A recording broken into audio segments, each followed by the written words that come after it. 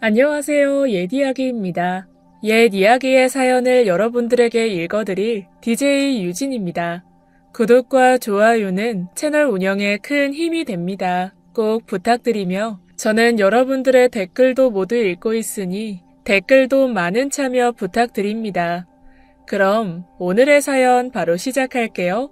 말 한마디로 천냥빚을 갚는다 라고 하잖아요. 하지만 말 몇 마디로 빚을 지다 못해 사채까지 쓰고 신체 포기각서까지 쓰게 만드는 그런 분이 계십니다. 바로 저희 시어머니이신데요. 어찌나 말씀하시는 것 하나하나가 주옥 같은지 너무 주옥 같은 말씀만 하셔서 늘 마음이 주옥 같아진답니다. 지금부터 가는 말이 고우면 얕잡아 본다를 인생 격언으로 삼고 계신 저희 시어머니에 대한 이야기를 들려드릴게요. 앞서서 말이 험한 시어머니에 대한 간결한 설명을 드렸는데 참 아이러니하게도 남편은 국어 선생님이에요. 단 1도 시어머니를 닮지 않았어요. 그나마 다행이죠. 그래서 저 또한 단 1도 그런 시어머니가 존재하리라는 예상조차 하지 못했습니다. 자식은 부모의 거울이자 또 다른 자아라고들 하잖아요. 바르게만 행동하는 남편에게 욕쟁이 어머니라니 상상할 수가 없었죠. 남편에게 듣기로는 늘 시어머니 되실 분은 남자처럼 호탕하고 괄괄하시다 라는 추상적인 설명뿐이었습니다. 되려 너무 여성스럽고 세심하시면 더 힘들 것 같다고 생각한 저로서는 잘됐다, 다행이다, 좋은 분이시겠다 라고 편협한 생각을 하고 있었습니다.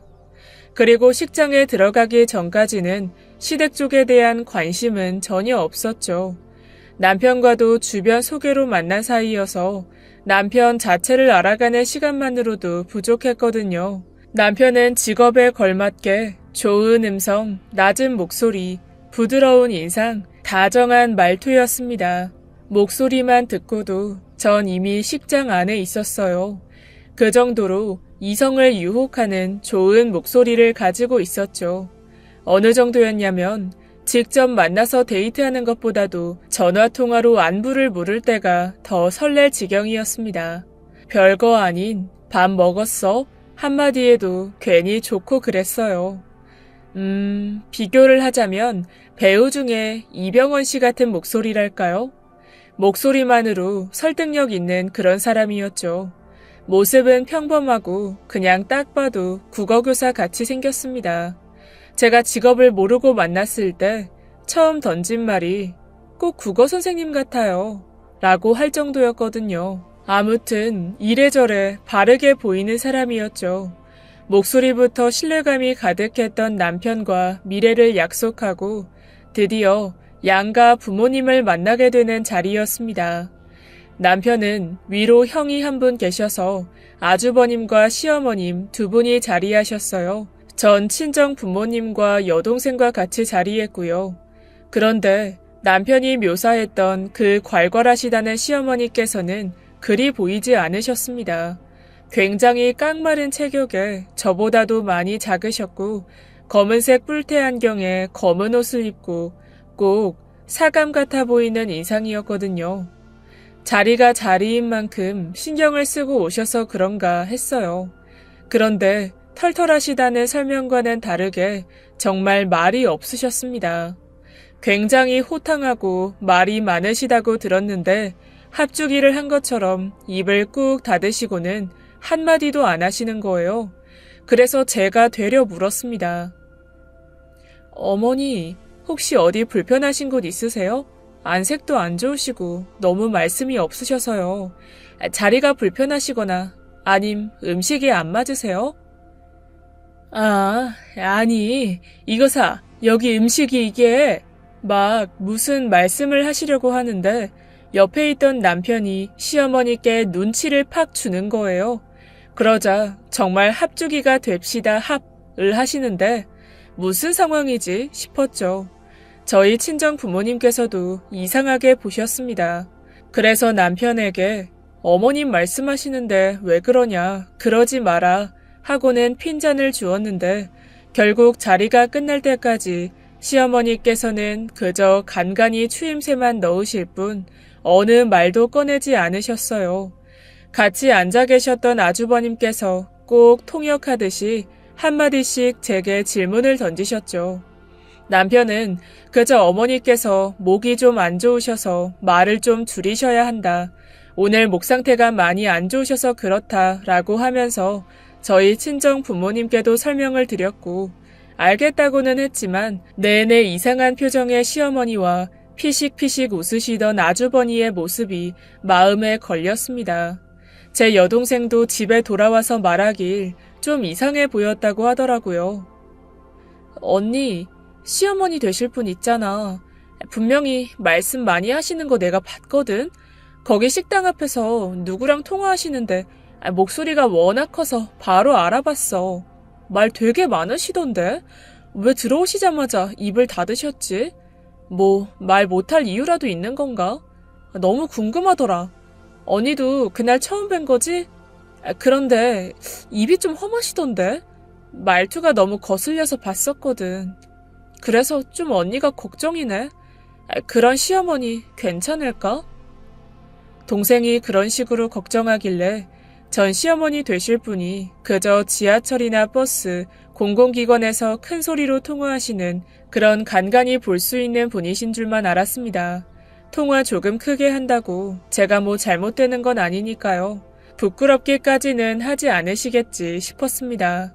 그런데 제가 너무 가볍게 생각했는지 결혼 생활을 시작하고 시댁에서 신혼생활을 하게 되었는데 그때부터 시작되었습니다. 시어머니의 주옥 같은 말들이 말이죠. 친정에서 저희 짐들이 하나둘 오면서 남편과 짐 정리를 하고 있었어요. 그런데 워낙 짐을 두서없이 가져오다 보니 하루 종일 걸렸습니다. 시간도 오래 걸리고 둘만 하기에는 걸리적거리다 보니 시어머니와 아주버님께서 고맙게도 도와주셨어요. 그런데 도와주시다가 지치신 건지 조용했던 그 시간에 말띠 맑은 찰지다 못해 말로 싸대기를 맞듯이 이런 옌병육실을 끝이 안 나 끝이. 아, 저 기집애는 못놈의 짐을 끝없이 가져왔어. 대가리에 뭐가 든 거야. 아, 이딴 쓸데없는 것들은 버리고 올 것이지. 쓰레기도 들고 왔네 엄매. 아이고 돌아불겄네. 이 지롤 맞을 것들 땜시. 어디서 TV라도 틀어놨나 하고 두리번거렸습니다. 설마 시어머니께서 저런 말을 입에 담을 거라는 생각은 단 1도 하지 않았으니까요. 하지만 시어머니께서는 믿지 않는 저에게 확인이라도 시켜주시려는 듯이 저에게 다가오셔서 야, 이 기집애야. 뭐 이딴 것들 다 갖고 왔어. 다시 네 집에 갖다 놔 이거 사. 날 새겠다 날 새겠어. 야, 넌 머리가 빈 거냐? 생각이 없는 거냐? 아이 싸게 안 하냐? 그 순간 귀에서 삐 소리가 나더라고요. 태어나서 처음 듣는 말을 들으니 인큐베이터에 있는 느낌이었달까요? 그래서 제가 당황하고 있는데 늘 듣는 소리여서 그런지 아주버님과 남편은 아무 반응이 없었습니다. 그리고 저도 짐 정리하느라 지칠 대로 지쳐 있어서 그런지 막 눈물이 났어요. 집 떠나와서 그런지 더 서럽더라고요. 제가 울면서 짐 정리를 하니까 남편이 위로랍시고 하는 말이 어머니가 말을 험하게 하셔도 행동은 안 그러셔. 마음은 따뜻하시고 정도 많으시니까 오해하지 말고 굉장히 뒤끝없고 앞에서만 저렇게 말씀하시고 말아. 그러니까 당신도 적응해. 너무 신경 쓰지 말고 상처도 받지 말고. 알았지? 이게 지금 무슨 개풀 뜯어먹는 소리일까 싶었어요. 국어 선생님이 할 소리는 아닐 것 같은데 말이죠. 세종대왕님이 나타나서 남편 귀싸대기라도 쳤으면 좋겠다 라는 생각이 들었습니다. 오셔서 글 가르치는 선생이 어찌 그럴 수가 있냐 라고 하면서 혼내셔야 할 텐데요. 그날의 시어머니의 육두문자 커밍아웃은 두고두고 뇌리에 남았습니다. 그러면서도 설마 내가 너무 집을 어지르고 일을 크게 벌리니까 그러신 거겠지 하고는 지우려고 노력했어요. 하지만 사랑을 쓰려거든 연필로 쓰라고 하잖아요. 지우개로 지워야 하니까요. 어머니의 욕은 제 마음속에 유성매직으로 쓰여져서 지워지지 않았습니다. 오히려 크게 번졌죠. 괜히 주눅이 들더라고요. 이튿날 일어나서 그래도 잘 보이려고 밥도 하고 이래저래 있는 거 싹 다 뒤져서 상을 차렸습니다. 아주버님과 남편이 먼저 나와서는 진수성찬이라고 하면서 막 칭찬을 해주셨어요.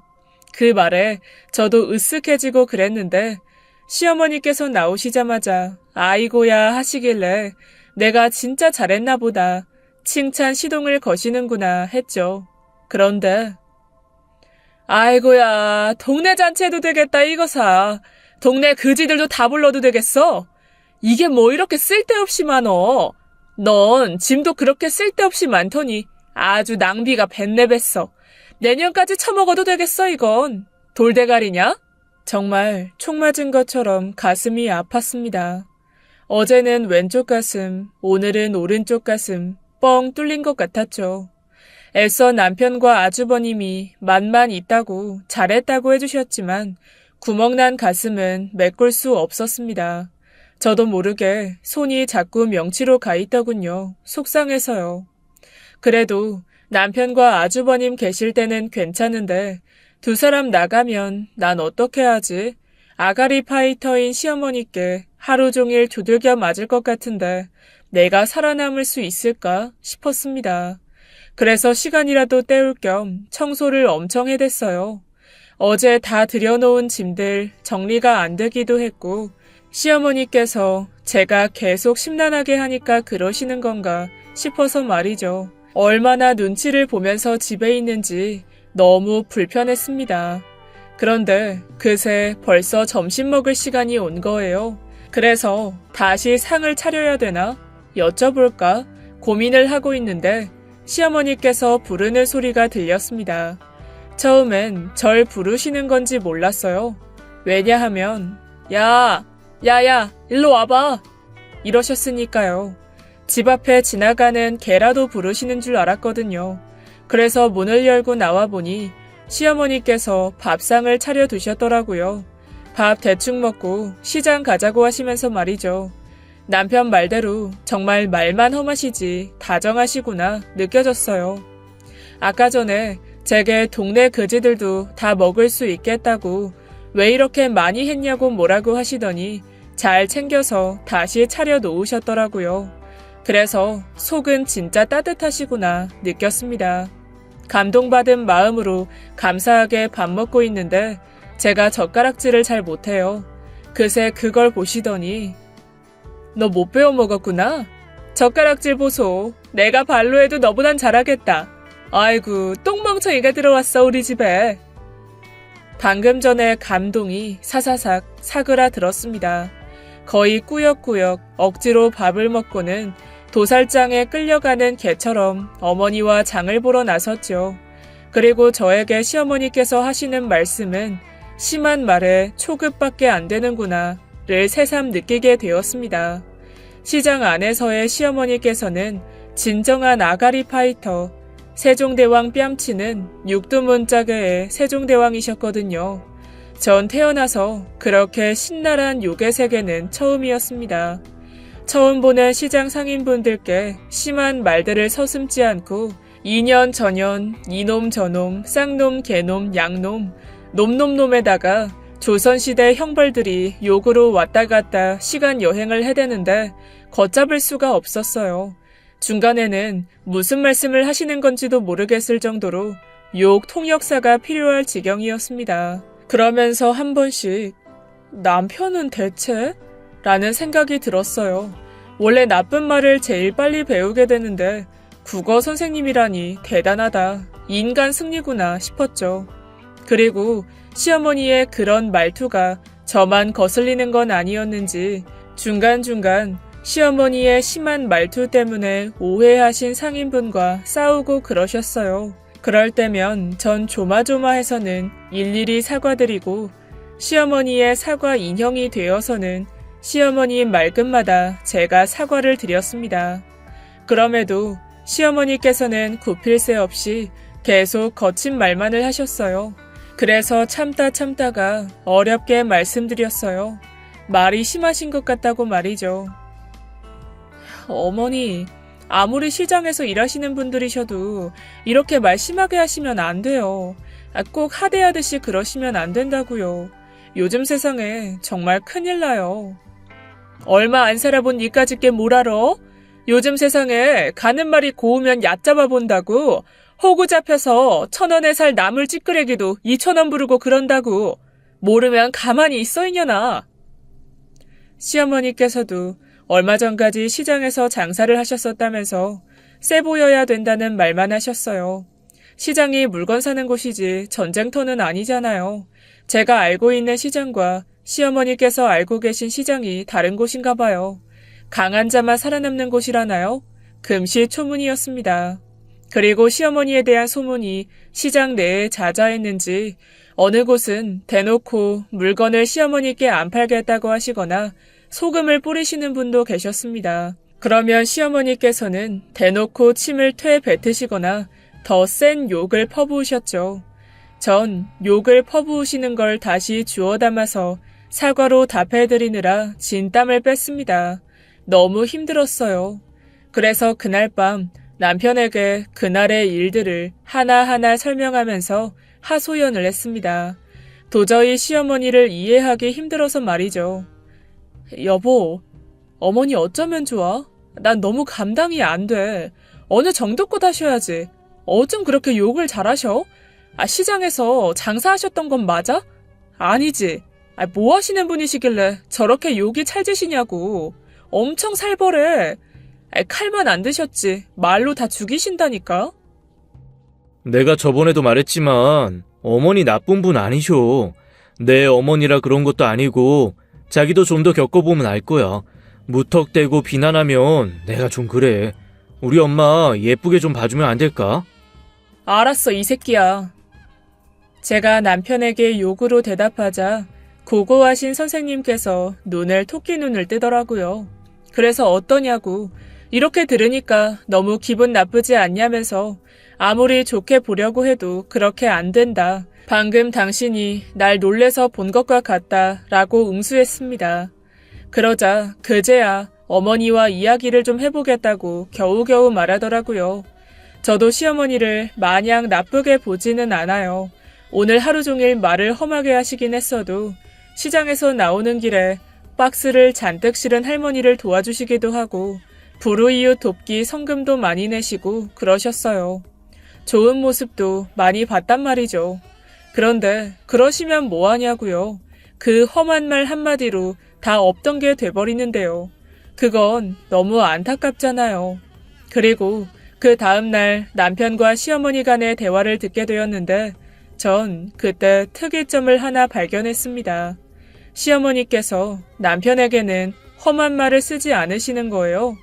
말끝마다 우리 선생님 하면서 깍듯하신데 믿을 수가 없었습니다. 어머니, 새로 며느리도 왔는데 언행을 좀 조심해 주시죠. 제가 저번에 상견례 때도 주의 드렸는데 가족들이야 익숙하지만 아내는 좀 힘든가 봐요. 어제 많이 힘들었다고 하더라고요. 말 좀 자중해 주시고 아내 좀 잘 봐주세요. 아이고, 우리 선생님이 그리 말씀하시면 내가 잘 들어야죠. 걱정 말고 학교 잘 댕겨와요, 선생님. 그래도 남편이 저렇게까지 말하는데 이제 안 그러시겠지 하고 나가는데 바로 시어머니께서 야야 하시는 겁니다. 절 그렇게만 부르세요. 동네 건달처럼 불러 세우시고는 제게 화풀이를 하셨습니다.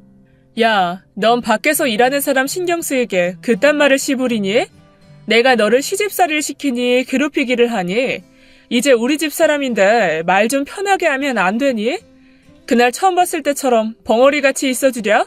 내가 입 쳐닫고 있으면 니년이 좀 편하겠어? 어쩌? 입 닫아줘? 거의 협박조로 제게 말씀을 하시는 겁니다. 진짜 칼만 안 들었지. 제가 대답 똑바로 안 하면 한 대 맞을 것 같은 분위기였죠. 그런데 그때 아주버님이 나오셨는데 바로 시어머니께서 돌변하시더니 아주버님께 아들, 밥 먹을래?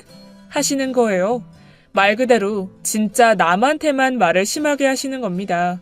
자기 핏줄 아닌 사람들에게만 말이죠. 차라리 시집살이를 시키는 게 낫지 말로 차별받는데 그게 더 서럽더라고요. 그래서 너무 속상해서 여동생에게 전화해서 모두 털어놓았습니다. 꼭 나만 외톨이 같은 느낌이라고 말이죠. 그러자 결혼 전부터 걱정하던 여동생은 저를 만난다는 핑계로 집으로 찾아왔습니다. 그런데 신기하게도 시어머니께서는 혈육만 차별하는 줄 알았더니 사람 가려가면서 차별하셨어요. 제 동생에게도 말을 험하게 안 하시는 거예요.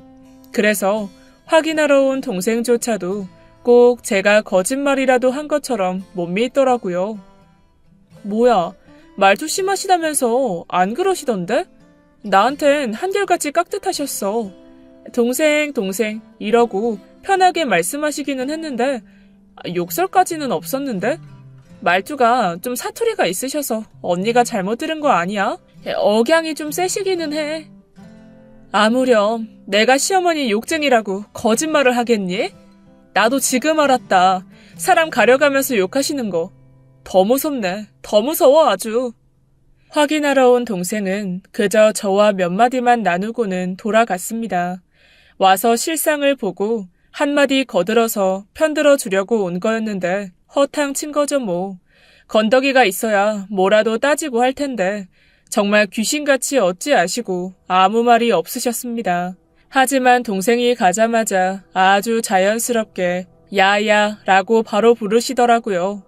사람 가려가며 선택적 육두문자라